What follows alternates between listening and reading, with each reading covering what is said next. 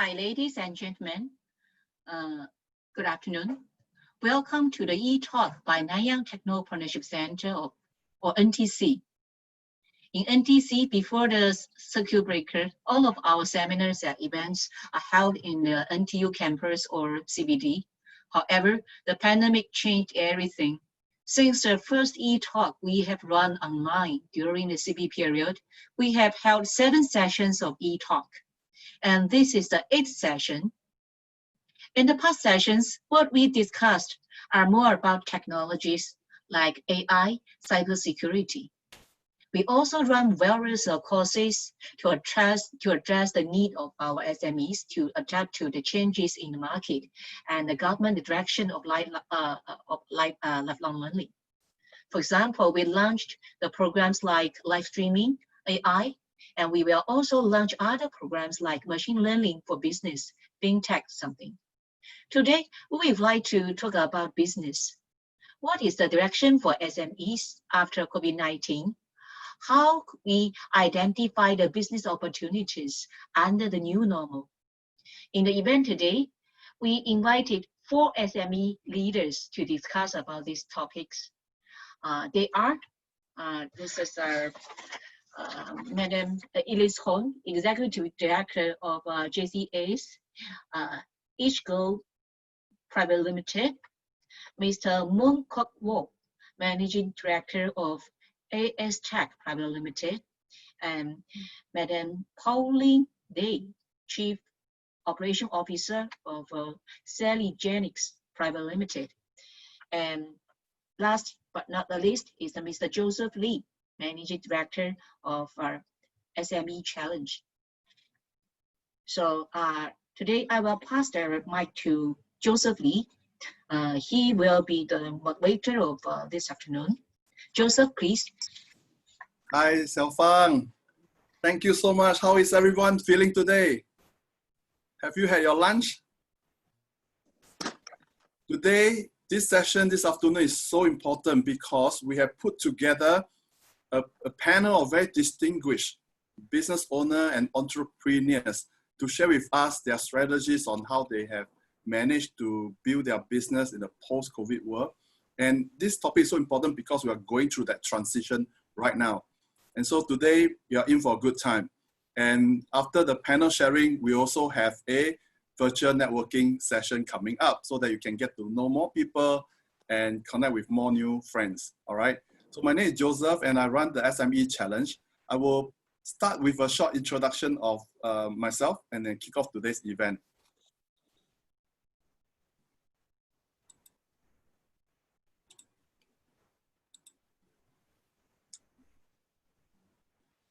So give me a second just to move all the slides away. Can you all see the screen? Yeah. Thank you. I want to start by thanking Nanyang Technopreneur Center for jointly organizing this event together with the SME Challenge. All right, Xiaofang, thank you so much. And right now, I'll just do a very short, maybe 5 to 10 minutes sharing on what is the SME Challenge, all right? We will cover what is the SME Challenge, how it can help your business to grow, benefit of joining, and why I started it. Okay, so let me start with the why. My good self, I run a multidisciplinary consultancy company. And over the years, we have been helping SME grow their business through our services. Things like branding, franchise, process improvement, HROD. And today, in the interest of time, because I only have a short time, please go to the website to take a look at my other track records, yeah? And I'm also the first batch of certified consultant, in Singapore. To summarize what I do best, I think a 30-second video will do that. So this is a case study on what I do for SKP. How many of you have buy things from SKP before? Wave at me. Okay, some of you are not on video, but I'm sure you heard of SKP. So let's take a look at what we have done and help them. But because of time, I just want to again talk about some of the success stories. I have 4 gentlemen here that I'd like to talk about, and they're in this audience. The first one is Joseph. Joseph, where are you? Can you please stand up? Thank you.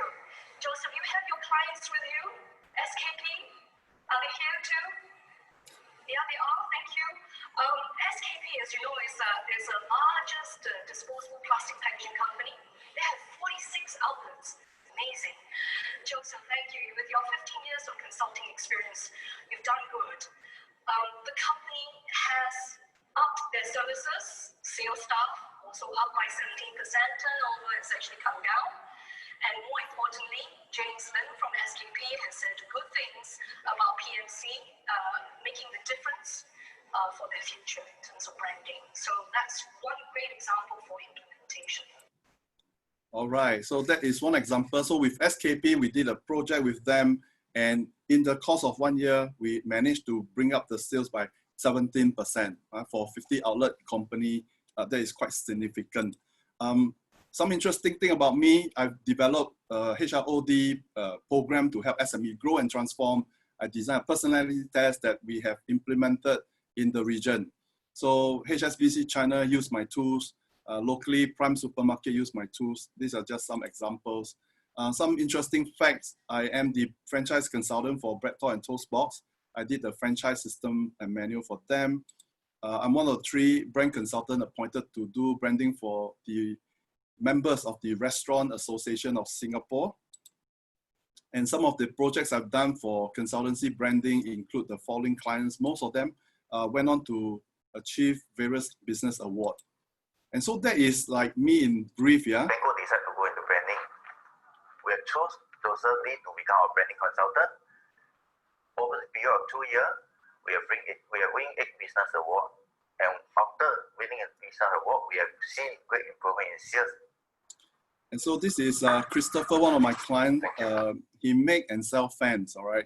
And you know, before we went in, his business is operating at a much lower scale. And in a period of 2 years, we managed to grow the business through brand activation. Yeah. And let's take a look. We actually doubled the sales in 2 years, and that inspired me to write a book on my experience with him and other customers. Okay, so in the course of consulting the small, medium business, I realized that only a small numbers have the resources to engage a consultant, right? The rest of them want to do it, but they lack the resources to do so. Okay, so the big idea is this. You know, I was looking at it and I say, hey, why don't I take the consulting experience I have, the know-how, package it into micro programs, and then we can, you know, help them achieve better results in business. And so that was how the SME Challenge was birthed. All right, it's a vision to help our local SME grow. I call it SME Challenge 1.0 because back then, I partnered with the Learning Institute over a period of 2 years. We have trained thousands of SMEs, but we use training as a methodology to reach out to them. Now, last year, we did a survey with our local business. We found what they need. We found what are the top challenges they face. So we do a research, we do survey, we do some interview and focus group, and we found that the #1 need they have is to raise their sales, to increase their sales. Right? 82% of almost 1,000 businesses say they need more sales. How many of you agree with me? Give me a clap sign. All right. The other thing is, so that's sales. The other thing is how to really develop their people, the talent part of things, how to attract, recruit, develop, and retain talent. And so that is the second chunk of the challenge. Thirdly, they struggle to implement ideas and projects. So a lot of businesses, they want to do things, they want to implement it, but they kind of struggle with the implementation part. So that is the third thing, how to implement their action plan effectively. And lastly, resources to grow the business. So 4 big needs they have, and that's how we come up with something called the STAR SME program, which is STAR stands for S for sales. We help you grow your sales, train your people, implement your action plan, and give you resources to grow your business. And that's how the SME Challenge Accelerator program was designed. And it covers 4 things like what I share with you to help our businesses to grow. So the thing is, how does it work? And how does it help you? Knowing that you want to increase sales, you want to train your people so that they are more competent, they can do their things better, they're more productive, and you can implement your business plan better. We actually have the program, a lot of mini programs to help you. And it's like going to a buffet restaurant. All right, when you go in, you can choose what kind of food you want to eat. You know, you can pick and choose what you need, what help you and your business right now. So we have all these things for you. And if you are not sure what is most important, we have a business review workshop to help you get going, to know what are the programs that will help you the most. All right, so that is the SME Challenge in very brief 5 minutes. And I would like to invite our participant here today. Join the challenge, join me, join my team, and grow your business. All right, COVID is not easy, but we have a way to overcome it. When you join us, you'll get help with the following, all right? And all these things are, given to you free as part of the whole challenge initiative. Okay, there's no charge to it. You can join us and, get access to learn and grow. Scan the QR code right now. Take you just 1 minute to register. All right, take action. And for those who may not have time, take a photo and screenshot of this page right now. So I welcome you to join us. I thank NTC for being so supportive, and I look forward to have you come on board. And coming up next, it's my pleasure to invite the panel for today to join me, all right, to talk about and have a chat and conversation with all of you on this topic that's so important beyond COVID. What can we do to build the business of the future? In fact, I just did a couple of big events with other people like the Mapletree Industrial Group. The feedback from the ground is that COVID has impacted people so much that people just want to get out of it. And the topic of going beyond COVID and how to view for the future is really, really resonating with people right now. And so it's my honor and privilege to invite my fellow panelists to join me. First, we'll have later I'll introduce them. Elise Hong, all right, she's the Executive Director of JCS, all right, Echigo Private Limited. And she's also the Deputy Chairwoman for the SPETA Group, Singapore Precision Engineering and Technology Association. Second, we have Mr. Man Kok Wo, Managing Director of ASTech Private Limited. He's also the Chairman for Smart I 4.0 Transformation Alliance. Well, this is powerful. I mean, he took the initiative to bring together a group of people to form an alliance to go to market together to win big accounts. Later, we'll hear from him how he do this and how he, build his business to fight COVID. And thirdly, we have Miss Pauline Erica Tay. She's the COO, Chief Operating Officer of Celligenics Private Limited. And she's also the chairperson for the SMEC Subcom for Technology, Innovation and Productivity at the Singapore Business Federation. All right, so we have three really distinguished business leaders with us. And of course, myself, I'll be joining them and facilitating the process. And right now, if I may, hang on, I do the stop share. Can I just invite my fellow panelists to do an introduction of yourself, all right?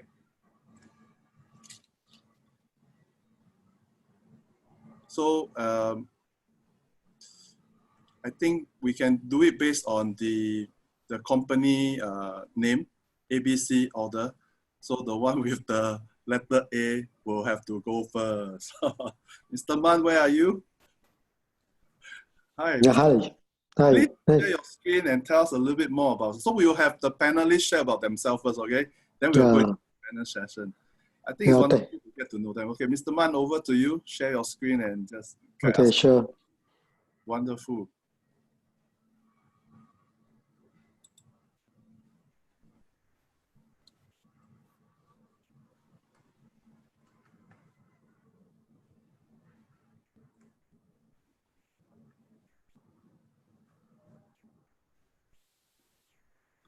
Okay, I can see your screen clear. Very nice, thank you. Okay, thanks, Joseph, for inviting me again. After last month, right? 2 months ago.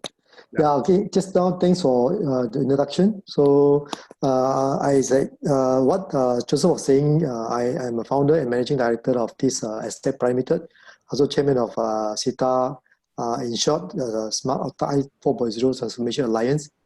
And I have wearing a few hats. I know I have also council member of SPETA, deputy chairman of ACIG, stand for Smart Automation Industrial Group in SMF, and board member of PE Master Craftsman Certification Board SMF, and judging panelist in Nanyang Polytechnic School of Business Management, and committee member of ITE Work Learn Technical Diploma in Automation Engineering.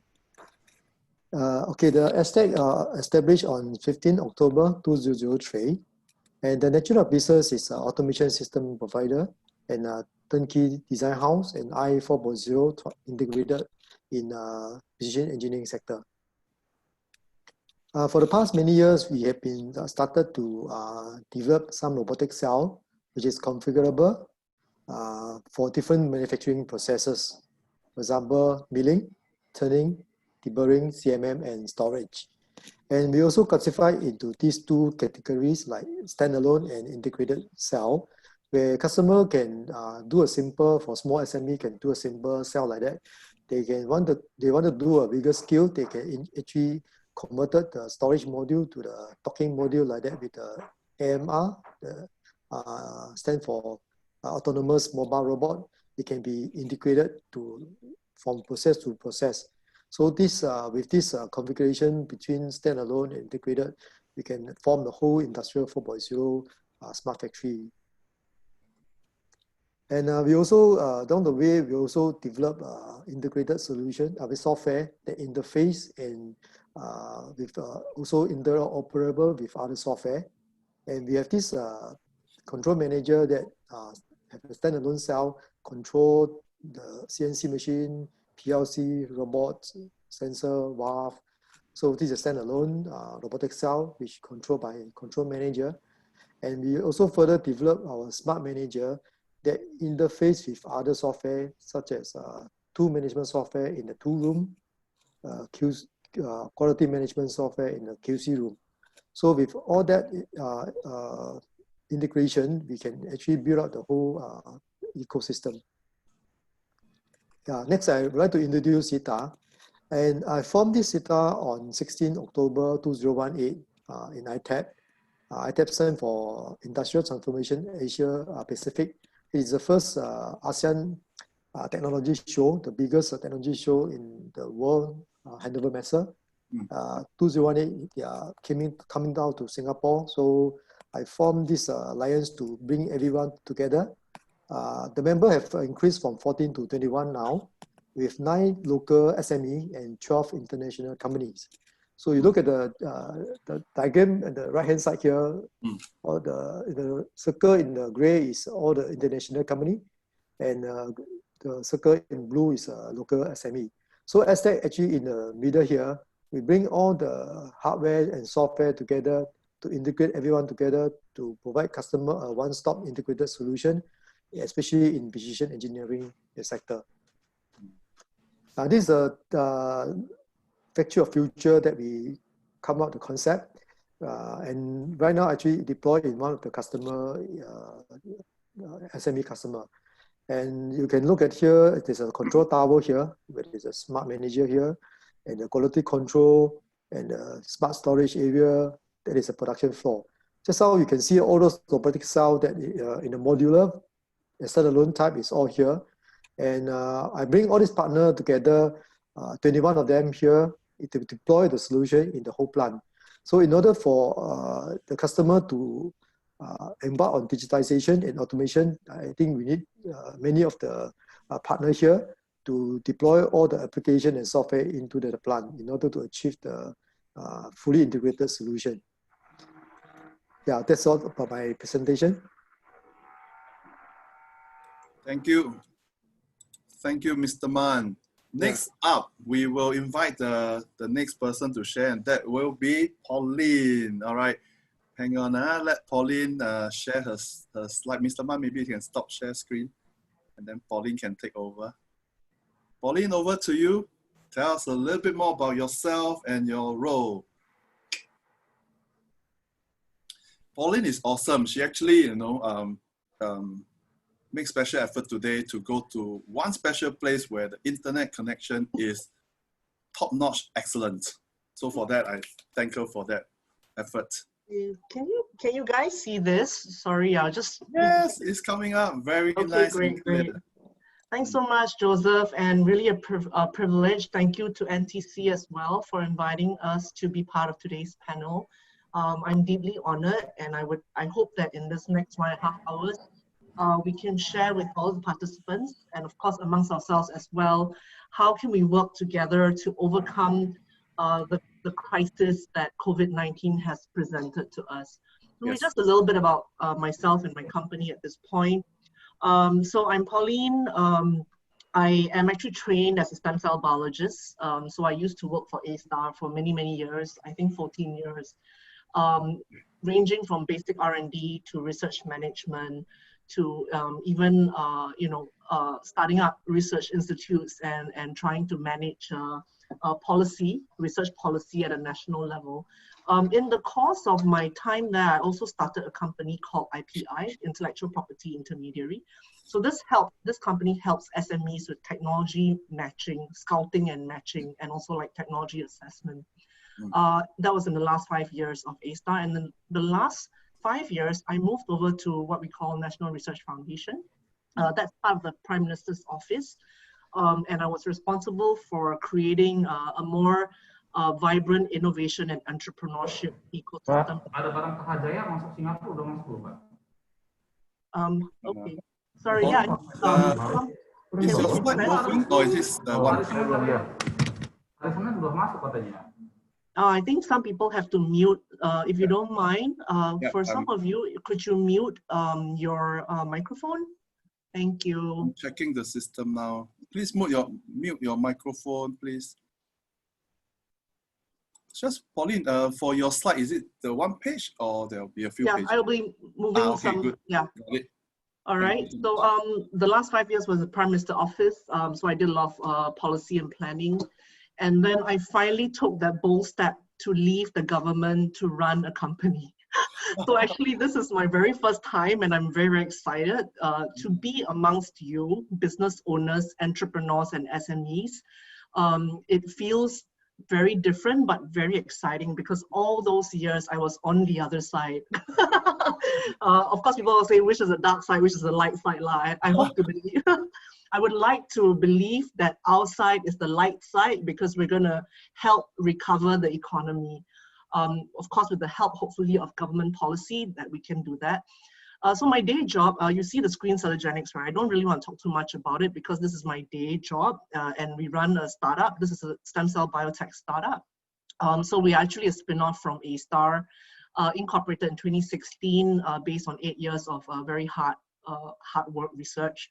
And we use stem cell technologies from both ASTAR and NUHS for regenerative disorders. And you can see some of the applications here. They range from wound healing to neuromuscular diseases and other degenerative disorders.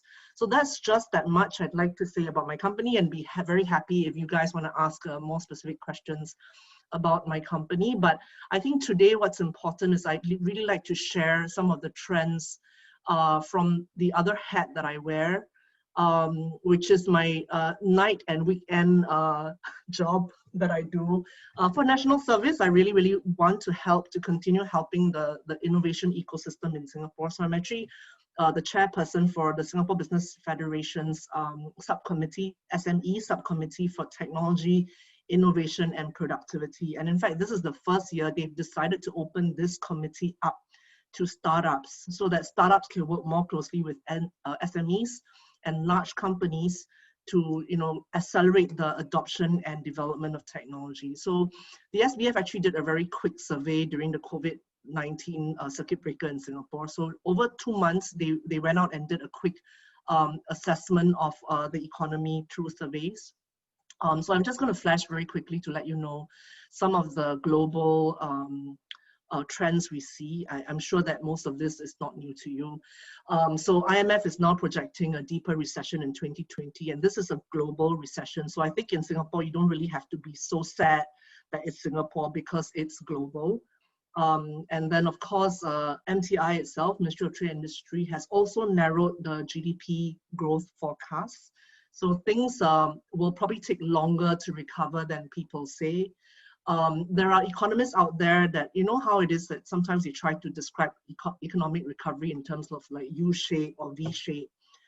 There have been talk that now the recovery could be K-shape, K, yeah? So it means that certain industries will actually catapult and recover very fast. Example, biomedical, even AI, digitalization and all that will actually catapult because of this crisis. And then there are certain industries that will actually decline tremendously and possibly never make it back up. And we've seen some of this already in the retail, F&B, and even tourism sectors. So this is the kind of trend that economists are saying could be the pattern of recovery. Then of course, MOM's release on the global, on the manpower market shows that there will be a plunge, as you all probably already know, in terms of the labor market, particularly in the second half of this year. I'm going to skip a couple of slides because that's all just quite a lot of details. But I think what's more interesting to most of you is how do we prepare for economic recovery? We know, and we probably have begun to accept the fact that even though the news keeps saying that, oh yeah, we're waiting for a vaccine to come out, that we may never see the light of day where the vaccine is really, really ready for all of us, all right? And even if it is, there will still be issues about distribution and costs. And what's likely going to happen, and I can probably say this as a biologist, that you will probably never have a vaccine that really works, because we never had a vaccine for SARS or H1N1 or even HIV until today. It is not a perfect vaccine. So what's probably going to happen is there will still be a basal level of COVID in the environment, in the global environment, and then we have to learn how to live, how to coexist with this virus at a basal level, just to make sure we don't get into another global pandemic or endemic, and then see how we can recover from this economic disaster or trauma that it caused us, okay? So it's not the first time the world has experienced this. About 100 years ago in 1918, the Spanish flu affected the whole world, pretty much. A lot of the stories told then have been repeated now, even in the high-tech world today. And many of it is overcome for sure by global cooperation. So the first thing we need to do, we have to recognize, and we know that this is happening, right? There's a lot of protectionism. The US-China trade war is very obvious, but we must not let that tear the world apart. The only way the world can get over this crisis is to work together, all right? And then of course, technology will help us. So thank goodness 100 years later, we have things like digitalization and artificial intelligence, robotics that can deliver things to you automatically. So life does not seem as tough now as it was perhaps 100 years ago. So let's see how we can use technology to further aid our recovery. And then one thing that we must never forget, because that's how we are going to build resilience. Decades and decades, centuries and centuries, people have rebuilt themselves. It's people. It's people working against a very, very undesirable and traumatic environment that will build nations again. So we always have to remember it's about the people. Okay, everything we think about, whether it is the schemes to assist, the people who have lost their jobs to get back their jobs, how to reskill them, and also who do we pick? You know, if we need to build and rebuild an economy based on certain technologies, who would be the ones who can do that? It's all about the people, okay? And then of course, understanding existing trends, as I mentioned just now, it's a good thing, in fact, that we have already been fairly digital. So for us to suddenly switch to Zoom was not such a big deal in COVID. I think we would have been more depressed if we couldn't see each other via video online. So things like workplace digitization, automation, I think the trends will accelerate, all right? And then of course, last but not least, we must remember that whatever recovery method we think about, let us think about long-term solutions. Because a lot of the things we do sometimes is in crisis mode, right? You think about, okay, how do we come up with stopgap measures? Like when you have your sink is leaking, before you get the plumber, you take a lot of I don't know, plasticine or white cement just to stuff the hole, right? But that's not a long-term solution. You really need to think about how are you going to repair or recreate the plumbing system so that it's going to last for another 10 to 20 years. That is the kind of recovery, recovery solution and packages that we should be thinking about. So I'd like to leave you guys. So I'm going to quickly rush through the last slide again. I apologize that these slides are really just, they're really off off the, straight away from the oven, because we're still thinking about how we can help companies. So I ask for your forgiveness that is in bits and pieces. But just to see from a proxy number of surveys we took from SMEs, what are some of the things that really the SMEs think is really important to them, okay, in recovery? Many people agree digitalization and automation, building financial resilience and innovation are the top 3 important prioritization for economic recovery after COVID. All right, and a lot of things that are, still on their hearts and minds is uncertainty of the demand for their current products and services, lack of employees with the right skills, and some operational issues. Everyone thinks that business travel is important, and they would still really want to restart this, okay? And a lot of top internationalization challenges still exist because the markets and the borders have been closed. So this is something that many companies feel continues to be a problem, and we have to try and solve that. And some of the top key markets Singapore SMEs would like to reopen for essential business besides China and Malaysia include Indonesia, Thailand, and Vietnam, where many SMEs actually have their existing business today.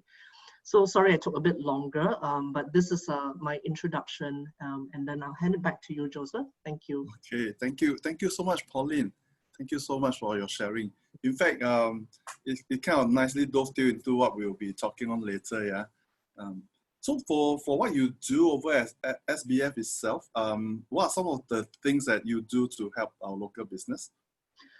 So I'm in charge of we do have one more person to introduce, right? Okay, so I'm just quickly going to say, I'm in charge of the subcommittee for technology, innovation, and productivity, but there are other subcommittees. There's like a manpower and talent one. There's one that looks at rental, like rental rebates. I think you heard in the news how many of the people SBF managed to negotiate some rental rebates for companies.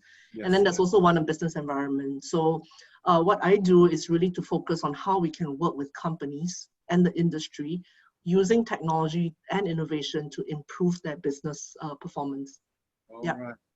Thank you. Thank you so much, Pauline. Thank you. And yes, coming up next is Elise. And Elise will be sharing with us a little bit more about what she do. She do something very interesting, okay? I'll let her have the honor to share what she does. Elise, over to you. And you can share your screen. Thank you so much. Thank you, Joseph.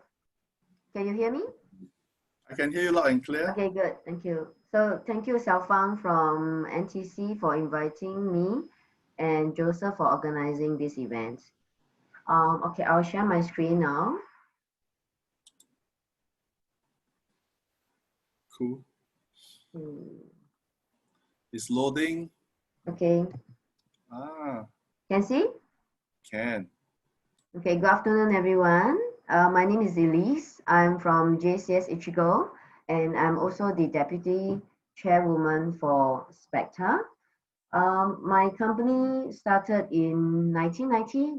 We are about 20 years old. We design, manufacture, and service precision cleaning system. So a lot of my friends or my customers, or when we met some first time when I tell them I make cleaning system, a lot of them thought that I built a vacuum cleaner. No, we actually built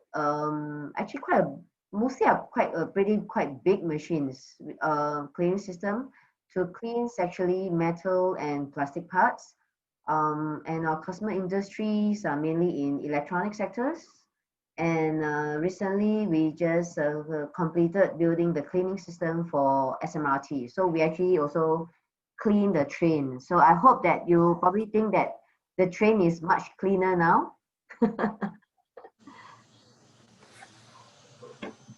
So when we talked to Joseph on this, actually Joseph invited me to speak on the SME event about, I think was in May or June, right? On this COVID. I think during that time was still very challenging for us. I think that few months was really tough for me and my colleagues, because we have dormitory in our factories. So I think MOM have came to my factory probably now I would say it's like 17 or 18 times. But of course, this few months is lesser, probably once or twice a month. But during that time, during the COVID, the student time was almost every week they come like twice a week. It was really tough for us, and it also takes up a lot of time because they spot check our workers. They go to dormitories and check, make sure that the dormitory is clean and neat, and whether we take temperature for them every day, twice a day. So before this CB, I would say it's probably like January or February when this COVID was starting at the beginning stage. We already quite cautious. So we have already started taking temperature for all our staff since I would say since the beginning of February. And some of our customers already start to worry about this, whether it will affect our business. So what we did is we prepare a COVID-19 prevention procedure, our in-house procedure, to send it to them. What are the precautions that we have taken? And we also update them, I would say almost weekly, on the status in Singapore. 90% of our business are exports. So I'm quite sure probably during that time, especially our news is like, oh, Singapore have like few thousand cases a day, or few hundred to few thousand cases a day. When our overseas customers hear all this, they really panic because they were thinking it's like, oh, Singapore is so dangerous now. It's like the whole country, so many people are infected. So they are very concerned. So we told them that, so this is why we have to update them quite often. We tell them not to worry. Most of the infected cases, in fact, are actually from the dormitories. Also, we have to provide our customers contingency plan. In event, we have to shut down 2 to 4 weeks. If let's say the government don't allow us to operate our business. So with that planning, I think our customer has a better understanding of the production schedule, and we work closely with them on the contingency plan. So this is actually our in-house design and manufacturing process, where we started with designing, fabrication. We have our own system controls in-house. We do our own tests, we do delivery, and then we do commissioning at customer site. So this is my design and manufacturing team. I'm quite blessed. I have a good team who have been with me for many years to help us to build up the business. So I hope later at the discussion we can share more on how we can fight this COVID-19. Thank you. Thank you, Joseph.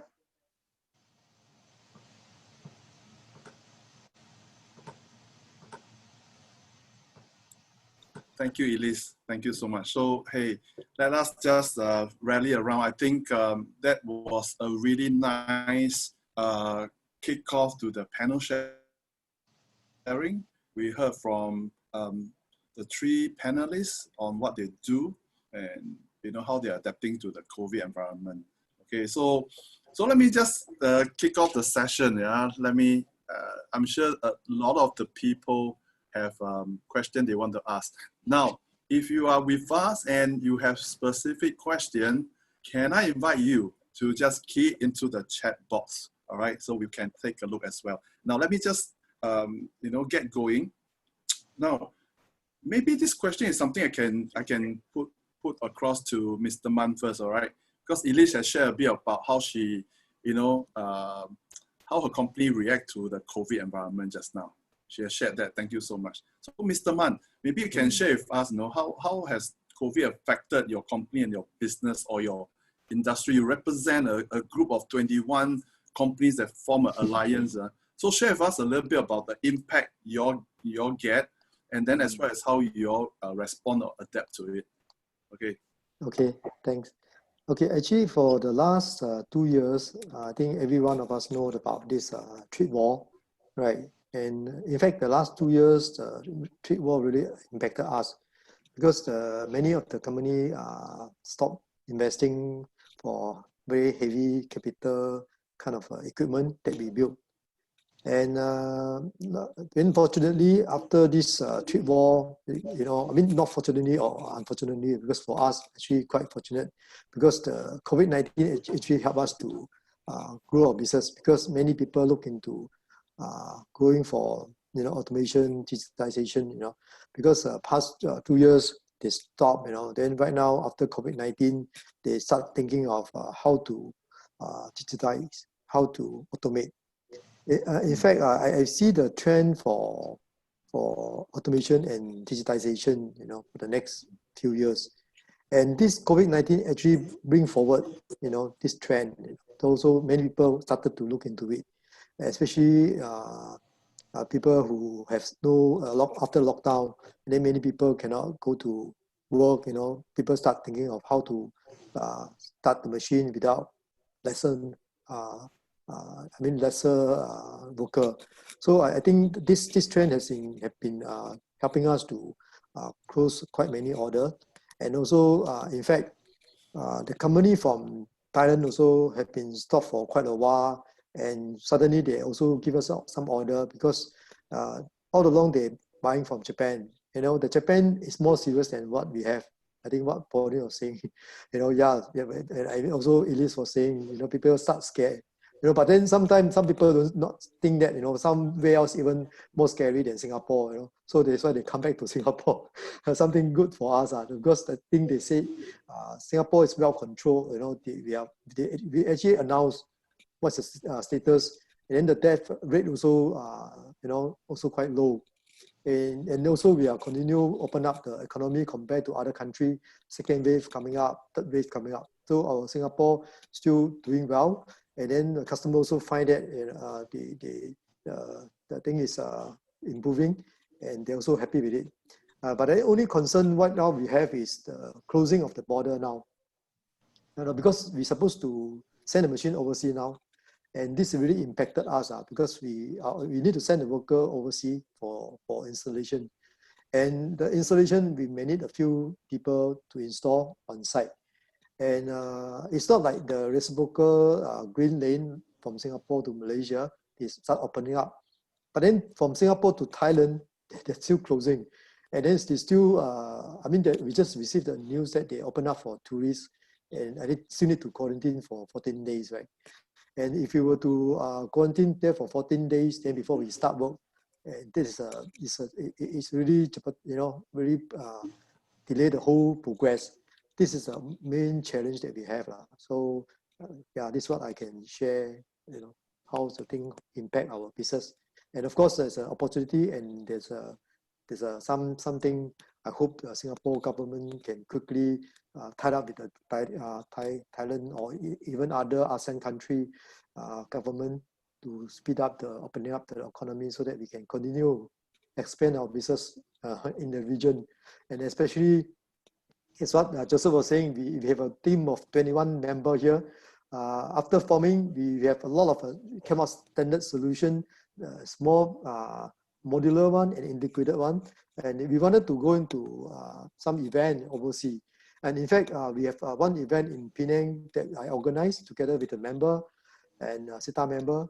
And all of a sudden, this COVID-19 stopped everything, you know.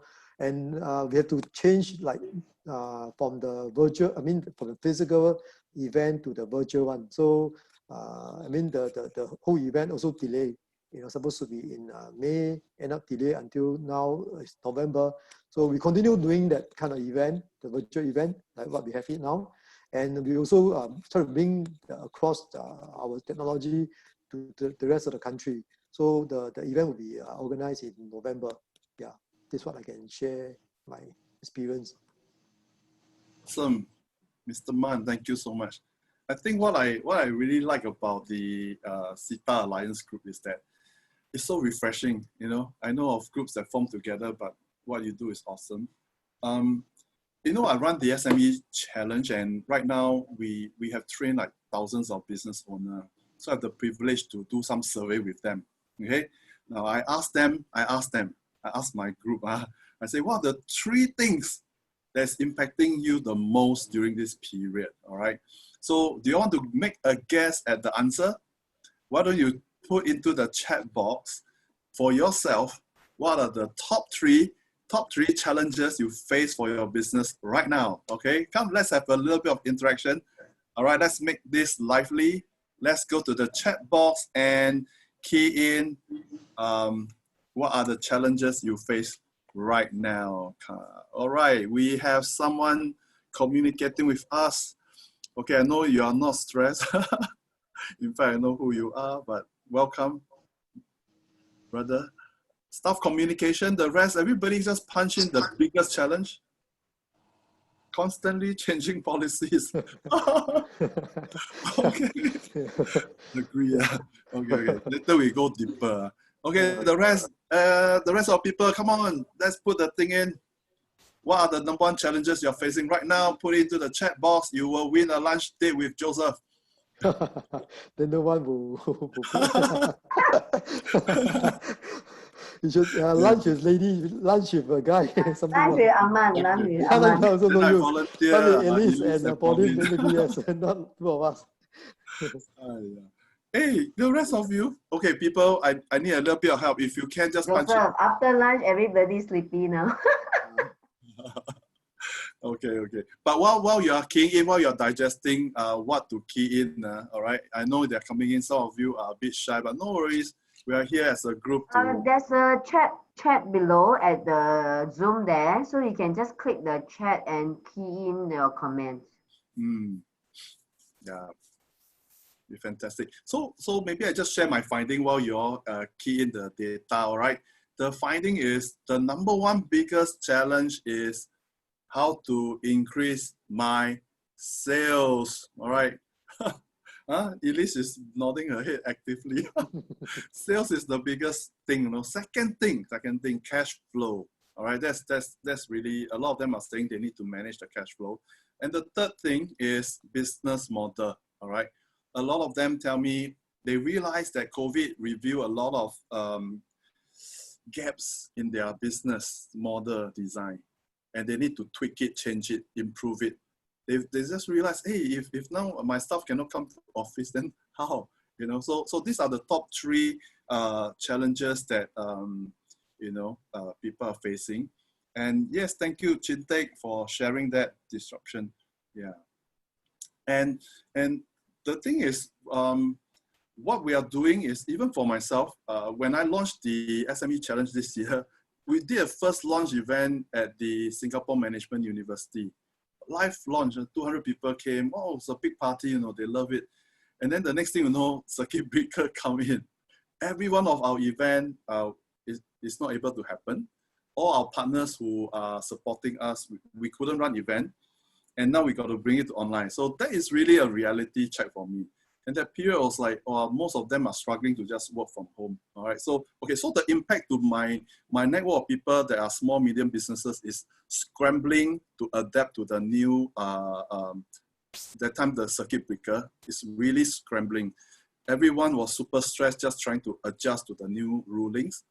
And now, in fact, that period, on average, just giving you some numbers, averaging sales drop about 85%. Okay, I talked to my people. So for example, I got one boss, he just bought a warehouse, all right? So he manufactured his product. He just bought a warehouse, he got a couple of units, and suddenly he got about 30 staff. So when the rental go down by say 80%, right? Just imagine for 6 months, he got to still pay all the different bills. It was pretty hard. Okay, so scrambling, so what they do is this, all the problem we know, but the reaction was pretty positive. So for example, one of the retail business I know, the boss, the CEO, when they have to shut their retail outlet, she immediately go and boost her online shop. And all her retail staff, she do a training. So they train everyone on how to use WhatsApp to get leads. So they got all this customer base, so they assign jobs to them. You know, they got to text the customer, hey, we got this promotion, we got this vitamin, go to our shop, we got this promo code. So they use this kind of ways to go and engage. Everyone take on a new job role, all right? A new job role, they do a lot of training, and then they teach them. There's a lot of virtual networking or activity to build a team spirit. So everybody work from home, but everybody is not disconnected. And so another thing they do to cope with this crisis is really uniting the staff. So they unite them by doing a lot of more virtual meeting lah. Then they have some exercise. So one of them actually get a fitness instructor to come and do some exercise, and then the staff just follow. I mean, just to build a bonding. Another financial services firm, what they do was that period to just motivate the agent who are pure commission based. They actually do meetings, but they buy breakfast for them. So they do breakfast meeting, motivational talk, and they buy them breakfast. So send to their house, and they just, you know, still have that morale going, all right? So these are some of the little steps that they take to cope, to react to things. And that's why I'm actually running all this series now with different business leaders as a way to spark conversation. Because every business owner got a strategy on what to do. And so we can learn from them. And maybe at this point, I would like to maybe come back to Pauline. Pauline, thank you so much. You share some very interesting, statistic and data just now. I'm so thankful for that. Maybe, you know, if you're so good, I would love to have you maybe pull out the slide you can share with us. Pull out the slides and maybe tell us a little bit more about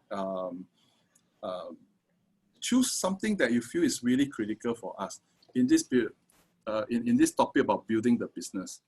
So you will have your thought on, you know, some of these things. Please share your thoughts with us. Okay, so what I didn't share earlier, I hope you don't mind if I share it now, No before problem, I go please. back to that discussion point. So just now, remember I said I'm just going to quickly go and say how do we prepare for recovery, right? But before I do go back to that discussion to spark contributions from the participants, just to let you see some of the other statistics we had for which we came to those conclusions as to how to recover, right? Here are some of the things that the SMEs, I'm sure you and I feel the same way. So I think most of the companies have the same challenges and the same feeling. Top challenges faced by most of us, it's really managing manpower, right? I'm sure for Elise and a lot of other companies that rely heavily on the foreign workers, migrant workers, it was a nightmare, right? How do you manage all that? Despite the government subsidies and all that for manpower, it's never enough, right? Because it's not sustainable. That 2 to 4 months of subsidy has kind of ended, right? So how do we now bring back what we used to have within the new normal? It's never the same again, right? And that leads to things like business survival. Our top priority, as what Joseph just now pointed out, how to increase our sales back to, don't talk about more than before, you know, just the same as before, please, right? Can't even get there, right?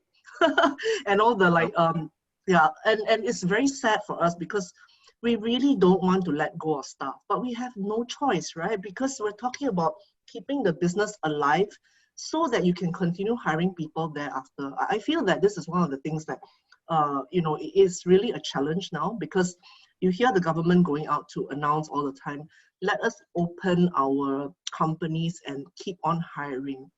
But the reality is that business survival, right? You need to have your sales, you need to have your borders open so that you can continue exporting your goods, so that you have the capital to hire staff, right? And of course, all the cost relief and rental assistance was really just the stopgap measures that of course we really, really thank the government for helping us during that 2 to 4 months.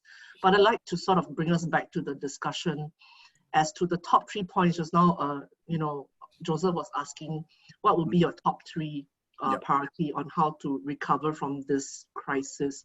It really is, how do we prioritize people? How do we use the current technology trends, right? Like digitalization, and then shifting to the new normal of how we work now. I mean, whether it's more automation, have to skill our workers more. So maybe, it's not about whether or not, oh, if you have automation, then does that mean you will retrench more staff? No, right? I mean, it's just a different way of doing business now. And then last but not least, what kind of solution can we put in that is sustainable? Because a lot of things we did, I think, during CB, for example, right, is with the changing policies, you are just rushing out to, like close the gap, please, close this gap, then suddenly another gap open, the water is like, you're just holding on to that. How can we now think of solutions that's a bit more sustainable, long-term in this new normal? So I'd like to just open up. I mean, I don't think the three of us in the panel have the answers, but if some of the rest, can share their experiences as well, that would be really helpful. Okay, that is really nice, Pauline, for you to share and initiate. Hey guys, everyone in this room, we have 30 plus of us.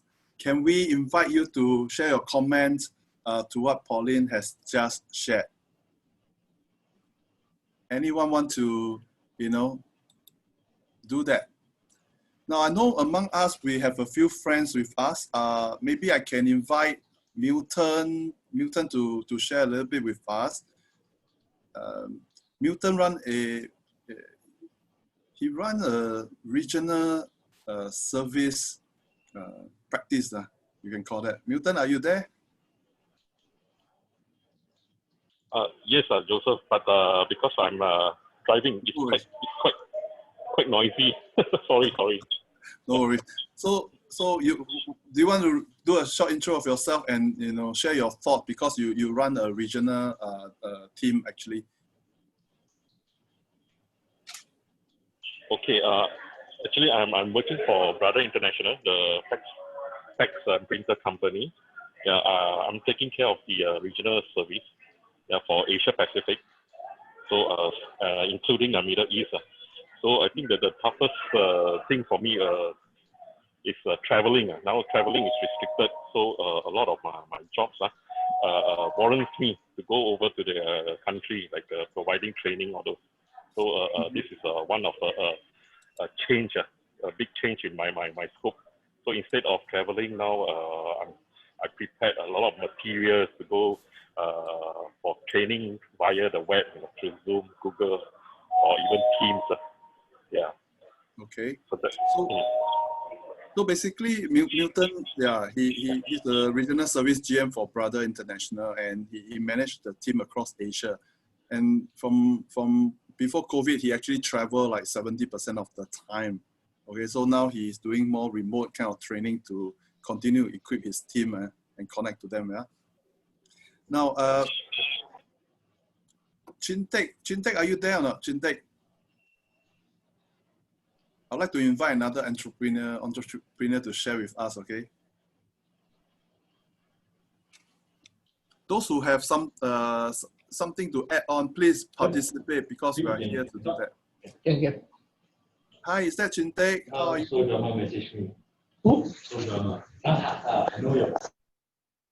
Chintek, Hi, Joseph. Joseph. Oh, okay. Hi, Elise. Hi, Pauline. Hi, everyone. Yeah, hi. Thank you for sharing, especially Pauline's very elaborate and updated information from the sentiments from SME community from SPETA. I am in some way in the past years quite involved in some of the federation work, primarily in Singapore IT Federation. Now it's named as SGTech. I will just share briefly from my latest work with them with regard to the current season of SGTech Blazer Award. Before that, I just want to quickly introduce myself. I am very much involved in a family office that spreads across ventures into startup, which is rather jalat today, and also into real estate, and also into investment strategy investments. Now, having said that, a lot of my passion lies in the application of technology into solving problems that will hopefully snowball into something that we can look at either from a social entrepreneurship perspective or solving business problem. So on that note, come back and make some very quick, very generic, because of my obligation as a on the judging panel committee. I cannot divulge more, except to just have a quick glimpse of how the flavor of entries for this year's startup has been. We have just completed sifting through the entries that will qualify them into preliminaries, and as we speak, I think this afternoon there are some preliminary rounds going on online via Zoom. What I can say is that it is very well represented, but sad to say the whole climate of innovation, I'm looking specific from the IT sector, has been very down this year, very down. A lot of the solutioning is very much pivoted on COVID related, healthcare related. And of course, if we talk about what about digitalization, that to me is not so exciting, because Singapore has been on this journey of digitalization for many years. So this current pandemic has basically nudged everybody to the so-called new normal, so to speak, which we already had been embarking on. And government is thankful for the pandemic in that sense, that makes all the SME race towards digitalization and embracing technology in a more realistic manner. But having said that, coming back to the number of entries coming in, we have 400 over entries this year from SME, government organization, large companies, from airlines to telcos and things like this. What is apparent to me, we do see, and by the way, banks are also very fervent in this year's entry. We do see a lot of effort across the whole spectrum of industry, really bringing technology to bear, meaning, whatever that needs to be digitalized can be digitalized, has to be digitalized, will be digitalized. Does that make sense to everyone? Yep. Meaning to say, a lot of the work right now, people are very serious. In the past, I think gone are the times where people say, oh, there's government funding initiative to look at some of the work. Shall we try that out? But now, today, I think 50, 250 users. 350. Oh, 350. 350 is also same. Yeah, it's the same tier for people. Alvin, Now I need to mute yourself. go back again and give even more work. Hang on, Chintek, let me mute the guy. Let me mute him. Thank you. Done. Sure. Okay. I hope. Okay. Let me just, in a nutshell, say this. I am seeing industries across the board. You just give normal price lah. They help us next time without them also. No, it's not like that one. They're trying to win. Yeah, they giving them the margins to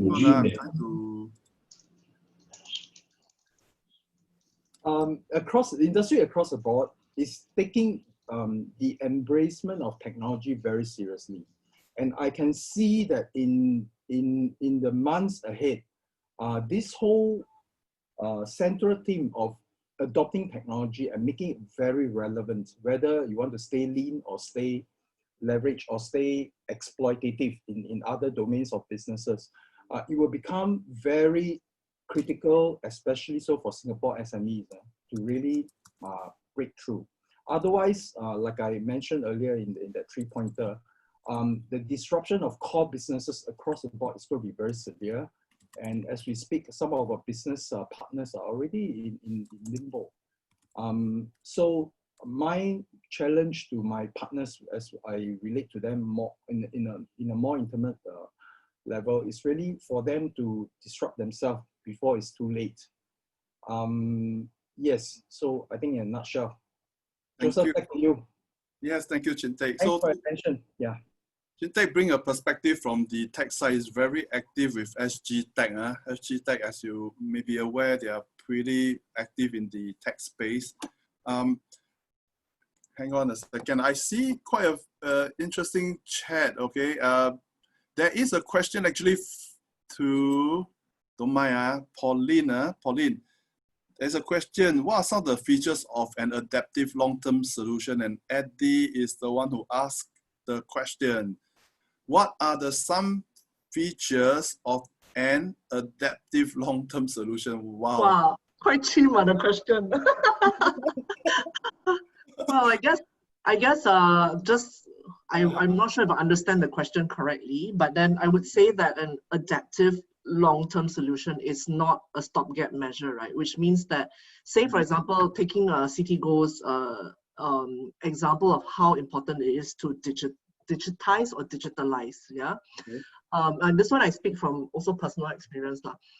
If let's say an SME was never prepared in the first place to go digital, okay, that means like say if you were you had delivery, you normally delivered stuff to your clients manually, you took orders manually, then your processes back end is actually, you depend on some I don't know, 56-year-old woman filing everything in a cupboard. Okay. Suddenly, overnight, government say, I'm going to give you a grant, 80% you can claim everything on the digital tools you buy, okay? We rush and then we go and get the grant in, right? And then after that you say, okay, auntie, we now have this grant to digitalize. Can you please transfer all your files into online shared folders, and then you can put the secure system. After that, make sure that you can put set up an online website and an app to take orders. Then we deliver our durian, okay? Imagine that. How sustainable can it be, right? I mean, she's probably going to be, okay, I think sounds great. Let's try to do something. Then they take a long time to do all the programming. You hire a consultant in, takes about a month to put the whole system in place. Your durian already rotted. Your customer already went to another guy who probably already had an online portal last time, and all he needed to do was just sort it out in terms of whether they can deliver it to you using tying up with Grab or Deliveroo or whatever. So I think that the solutioning we think about, right? Yes, adaptive is one thing, but it has to be sustainable. What is it in your company's process do you have to look at first before you go jump at a digital tool? Because digital tools are not miracle makers. They are just tools, right? If let's say your company processes were messed up and chaotic in the first place, then no amount of digital tools or digitalization, I think, can help. And it will definitely not be sustainable. So I'm not sure if I answered the question. And I'm certainly, I'm sure there are lots of tech guys out there who run digital businesses who may disagree with me, and it will be great if you can hear some of the other opinions. Yeah. Okay, opinions from people who may disagree, Pauline. Speak your mind now or forever hold your peace. Anyone volunteer?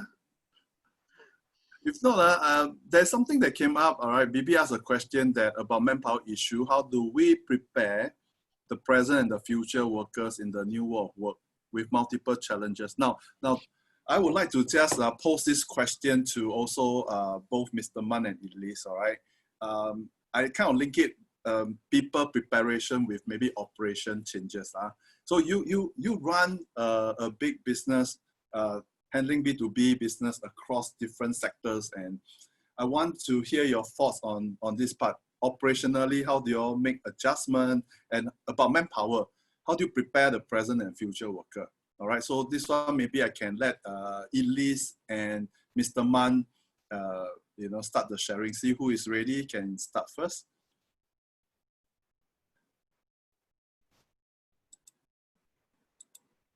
Are they inside? Hello, Man. Hi. Maybe you can start first. Okay, you can start first, Man. Elise. Thank you. Okay. Well, you throw the ball to me first. Yeah, sorry. Gentleman first. Gentleman, I should be lady first, right? Now become gentleman first. The world has changed, Mr. Mann. Yeah, no problem. Okay, so let me share. Okay, so talk a little bit about, share your thoughts on the manpower issue part. You have headcounts. How do you prepare them for now and future? I think right now for the past few months, like Elise was saying, the situation is bad. So last time what we did is we deploy our mechanical designer to do some other tasks. So in order to solve the manpower issue, because we are not allowed to so many workers come to the office. So what we can do, because that period, in fact, we need a lot of assembly job. And due to the number of people that we allowed to come in, and also number of people to do assembly, and we actually deploy the mechanical designer to do the assembly work, and also we deploy the programmer even to do wiring job. You know, in order to make sure we meet the deadline of the customer, because the customer given us a deadline to fulfill, and in order for us to do it, in fact, we need to have more people. In fact, we wanted to outsource to the subcontractor. And then just sharing my experience during that period, in fact, we actually engaged one of the company who has a subcontractor to do some assembly work and some wiring job. And when the first day they came, and then there's an announcement talking about the dormitory start to have kind of COVID-19, infected. And it happened that this contractor, also worker, is also from dormitory, So after we hearing the news, immediately we asked them to stop the work, asked them to go back, because they just start work coming to the first half a day, and then we have to ask them to go back. In fact, all this, as I mentioned just now, all this work we are actually supposed to outsource to the third party. All along we are doing those lower end assembly and wiring job. We actually outsource. And happened that to be because of this COVID-19, because the dormitory, especially the area, then it's so critical, and then we have to stop. And then we cannot stop our work. Therefore, I get my other team to come back to work, in different tasks, in cross-sectional. And of course, to encourage them to continue helping, and then in fact, we are giving them some incentive for people to have a cross-sectional kind of job being deployed in the workplace. Yeah, this is something I want to share, the time. And right now, I also facing another problem, especially we wanted to get worker from the, so-called Singapore government saying that there are a lot of workers out there, no job, And in fact, it's not true, because those no job one, from Singaporean, I mean, for those Malaysian, from other foreign workers, we have difficulty recruiting them, in a short period. And for Singaporean, they would not like to do this kind of job, and we had a hard time getting them to do the work. And right now, what I did is, because of many of the Malaysians being locked out in Malaysia, and the transport of the goods, there's no problem. So what I'm planning for the longer term, because from now, at least from Malaysia, from now to at least December, there won't be any open up of the worker freely in and out. That's why I actually plan to engage, because I have two staff stuck in Malaysia, and because they are in and out, and we managed to get this computer for them to work remotely, and we want them also to coordinate all the work being carried out in Malaysia, because many of them have no job in Malaysia. Because they actually locked down in Malaysia, then they cannot come to Singapore, and I think they're hungry for work. And I think of this, and then I also discuss with my team in Malaysia, hey, why don't we work with them, try to find, send some goods there, and so that they can do some assembly work to carry out the work instead of getting from Singapore, because we also having dormitory issues, still got the limited manpower from foreign worker. This is what I do to mitigate at the moment. And of course, for the long-term basis, we also thinking of deploying not only in Singapore. We wanted to get set up in Malaysia to at least solve the kind of labor issue. Instead of depend on one country, actually we are thinking of have other place to depend on for some assembly work. Yeah, this was a short-term and long-term plan that we have planned. Got it.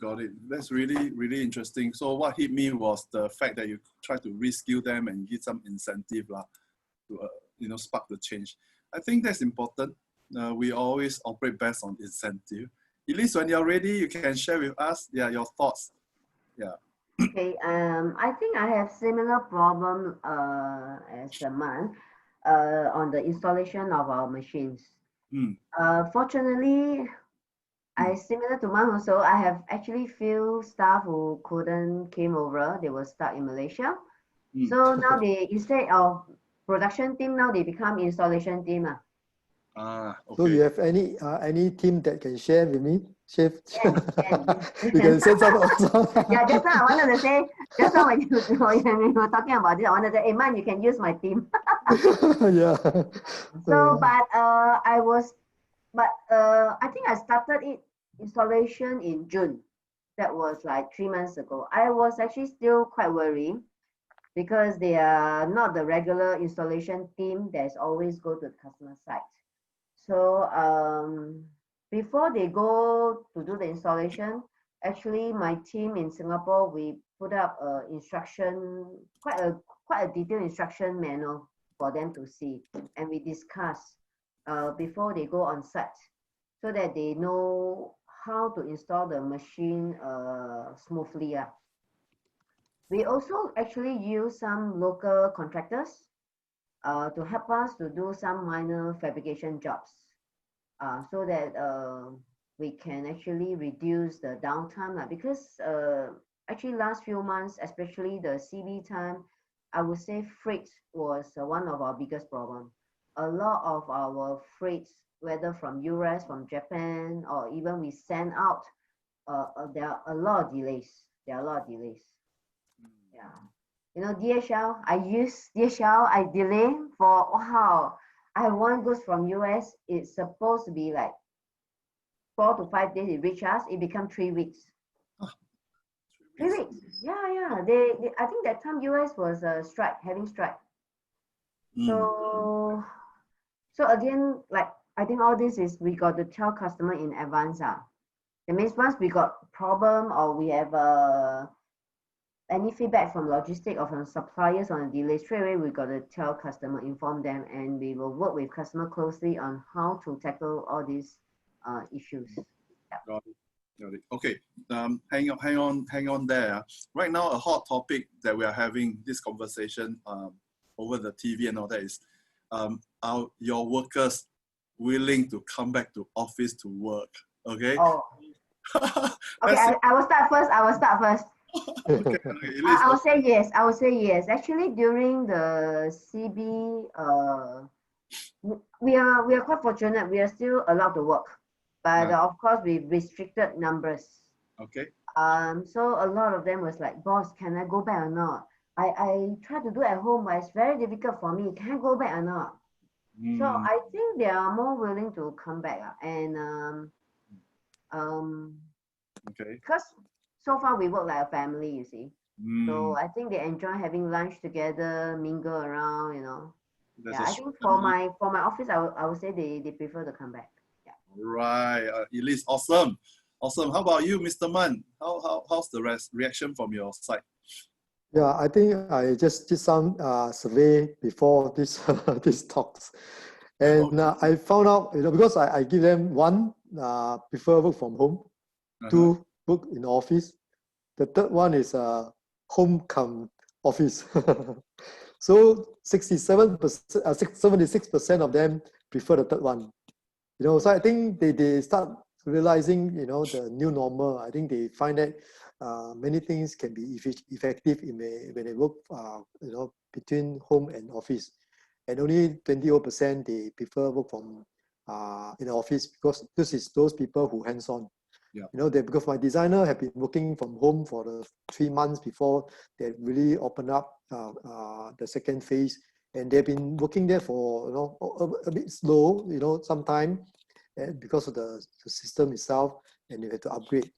And but then right now they find out, you know, many things can be happen, you know, so they can even work from home, no issue.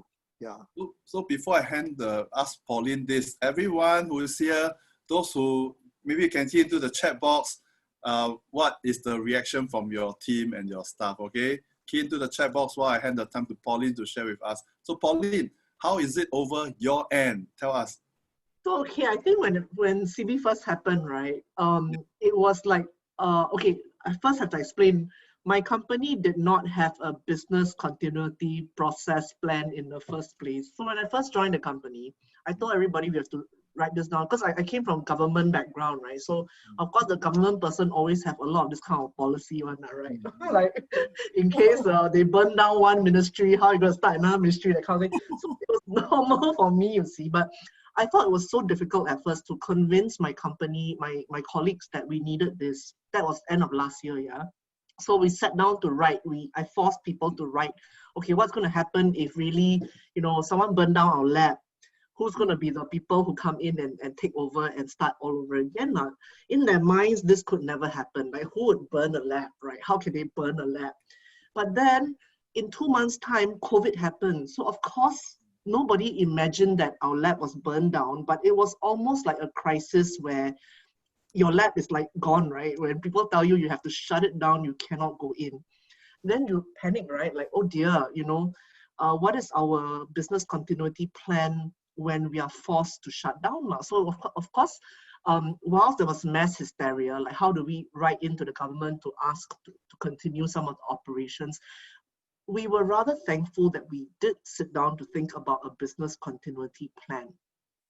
And so end of the day, right, we started to split. So it was no big deal because when the government said, okay, y'all have to split 50-50, then we, hey, we have a business continuity plan that we can activate now, no stress, But the thing is, the interesting thing is now, right, Joseph, if you ask, when they announced 2 weeks ago, the government said, oh, now you can continue your businesses, you can continue, think about how you want to go back to the office. We're not going to control the numbers, but every company must be responsible for its own safe measures, right?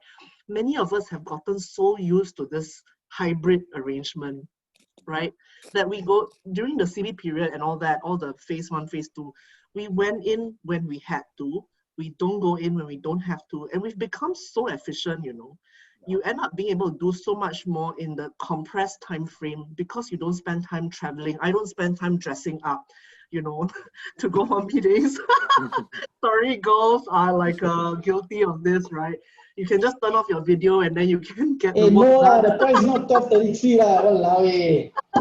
You already very pretty like that. So when you dress up, you must be even much more you whack back basket. You take the total price first, 3452.4. Hang on. Okay, who's that? Divide by 350. So Kevin again. 986. Okay, I've muted Kevin again. Sorry about that. He has, I've private messaged him not to do it and he still have done so. So I've removed him permanently. Pauline, I'm so sorry. No worries. Yeah, no worries. So we've not actually insisted, like Man, right? I mean, I didn't even go and give the people an option whether they want to do it or not. We've gotten so used to being able to do this hybrid thing. So I don't think there's a need even to say, okay, you have to choose what to do. Everybody kind of knows that this is what they have to do and they've kind of gotten used to the new normal. In fact, just to add on, right, we had 2 new hires. So interestingly, the 2 new hires joined under the WSG, so-called PCP, place and train. Yes, we tried to hire mid-career switchers when they lost their job during that whole circuit breaker period. They were interviewed from day 1. They've not seen or met any of us. So they were like online interview, online hire, had meetings with us online for the last 4 months. And then finally, 2 weeks ago, we finally met up. Then we saw the two employees the first time and we were like, oh my God, you look so small. You look much bigger on screen. Yeah. Okay. That's interesting feedback. Time to lose weight or gain weight. Okay, so looks like from the feedback summary, hybrid approach is really popular, and those who are hands-on will prefer working from the office. So that is like the new norm going forward. The new norm. Wonderful. Joseph. Yes. I saw one of the participants is my IP lawyer. I think Matthew, are you there, Matthew? Hi, Matthew. Welcome. And we Hi, also Elise, have, how are you? Very Yeah, I interesting think it's good to let presentation. Matthew talk about his view yes, as an IP lawyer. Matthew, please. My- welcome to share. Sure, my position's much easier than everyone else. You know, we're a service provider, so and we're able to work from home. I mean, it's the silver lining within the cloud of COVID that it forced us to transform the business into a digital business. So I'm sitting here at the moment in shorts at home, and tomorrow I'll be in the office, and yesterday I was in the office, and it doesn't matter. I can service clients just as easily. So we go back next week, again, alternating days, but no more work from home for everyone. I think some people are looking forward to a bit more certainty, but I think we are looking forward to stage 3, when we can actually come back and have some sort of routine again. Got it. Awesome. I think most of us will love that. Joseph Fu, are you there? Now, while we wait for a reaction, is there anyone who has something to share? Bibi, you have been quite participating, sharing your thoughts in the chat.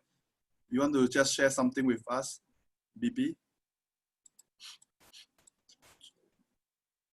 Joseph is from the Marine Line, if I'm not wrong, but yeah. No. I'm not from Marine Life. Oh no, the other Yes, gentleman. I'm from training, yes. You're from where, Bibi? Tell us. I'm from the Ministry of Education training. Okay. Yeah. Okay, welcome. So I'm very concerned about the future workers in Singapore, especially the young ones, because I work with a lot of young students. You know, they are going to leave the universities and polytechnics. Yes. So my concern would be the kind of mindset, what kind of skills, what kind of mindset, you know, that we need to develop and groom our new workers in order for them to function effectively in these challenging new norms, you know. Yeah. Got it. Got it. Thank you for your sharing. Welcome. Very good. Very good. Maybe what I'll do, any questions that you'll have to pop in, put into the chat box. Okay, somebody commented that they like my quote, hybrid is the new black. Okay, that's nice. I want to, we still have something cool coming up, but I want to hear from the panelists and the audience. Okay, starting with the panelists. Share with us one thought you have, one advice or one thought you can give to all the audience here on what they can do to adapt to the new normal. One thought. Thank you. Be positive. Okay. Because you know, in Chinese we say what 变化赶不上计划, you know. 对. Yeah, maybe how should I say in English? Our planning, right? Cannot cope up with the changes. Yes. Okay. Yeah. Love it. Be positive. Be positive. Pauline, what's your thought? One advice for us? I think my advice would be, you know, this is natural. So I'm a biologist, right? So I always look at things from a very biological point of view. This is actually how nature, it's how nature controls the world, right? I mean, I guess at any point in time, this happens. Crisis happens all the time. It's about survival of the fittest. It's about, you know, don't panic. If you have the, you know, social skills and the adaptability, you're going to get over it. The fact of the matter is, like, we didn't die, right? We're still here, right? There was SARS, we didn't die, we're still here. Previously, global financial crisis, we didn't die, we're still here. So what makes us think that we won't get over this? We will. And what's going to happen is we're going to emerge stronger, for sure. Yeah. Got it. Mr. Man, thank you so much, Pauline. Mr. Man, what's one advice you can share with us? Yeah, I think I look at it, Singapore could be one of the one country who recover the faster one. So I think there's we have to take this opportunity to grab this chance to work together and positively come up some innovative solution then penetrate to the region. Because right now, many of the country looking for different supply chain in the region now, instead of depending on China. So last time used to be everything in China. So now, if China, the demand coming up to this ASEAN, Singapore is the most closer to this ASEAN, which is 660 million population. So I think this is a very important time for all of us to come up some solution, some gap, to fill up the gap that having right now, and then just quickly get this opportunity, and then to grow the business in this region. Yeah. This is our plan also for SiTA as well as ASTech. The rest, like Chin-Tek and other audience in our midst, any thoughts from you guys? I think for myself, while you prepare a thought, I think diversification is key, all right? I mean, if you don't diversify, say you only buy the stocks of certain industry, right, or trade, then you might be jammed there. So diversify what you have. One of my SME challenge members tell me, survival is the key, meaning 谁可以懂最久就是赢家in Chinese 啦。想动 ，okay sorry in Hokkien 想动想顾都赢了。Thank you. So obviously Hokkien pie, but yeah, they're really on the ground and they just love it. They just say, must be able to endure through. So I think build your perseverance. Tough time comes, but tough people last, all right? And I'm sure you're an entrepreneur, you have what it takes, and you can definitely emerge stronger, okay? Definitely. And right now, we are going to come into a segment of the program that I think is pretty interesting. We are going to have a little bit of networking. I'm sure some of you are here because you want to network with the panelists and the audience, okay? You may have something to chit-chat with them. So myself and Sean, we will facilitate a kind of virtual networking among us, a short one. So we will, maybe I can invite Sean to say hello and just do a 2-3 minute intro of himself before we split the room up. Sean, are you there? Sean, by the way, is part of the SME Challenge team. He's a very big supporter. I first met him when he was operating his business in Shanghai. All right, I was in Shanghai for my work, my business, and he ran a 300 sales team in China and Asia. So he ran a very, very huge headhunting company. So Sean, are you there and are you ready to share a bit? Maybe you can do it. Yeah, thanks Joseph. Yes. Hi everyone. So I've been here since 2 p.m. Hearing from all of you, Man, Joseph, and Elsie. Yeah, so a little bit about myself. I'm based in Singapore. I've been in China for last almost 15 years, back last year, just pre-COVID. So I'm very fortunate. Brought all the family back into Singapore now. So I usually travel to China for like once a month. I travel to other regional offices like Japan and Hong Kong as well. So yeah, so basically what I do in my business is recruitment. My company is called Cornerstone Global Partners, and we are doing mid to senior level type of searches for our clients. So yeah, very glad to be here to help facilitate for today's session. Yeah, over to you, Joseph. Okay, so coming up, we will basically open up a networking room for us. Breakout rooms.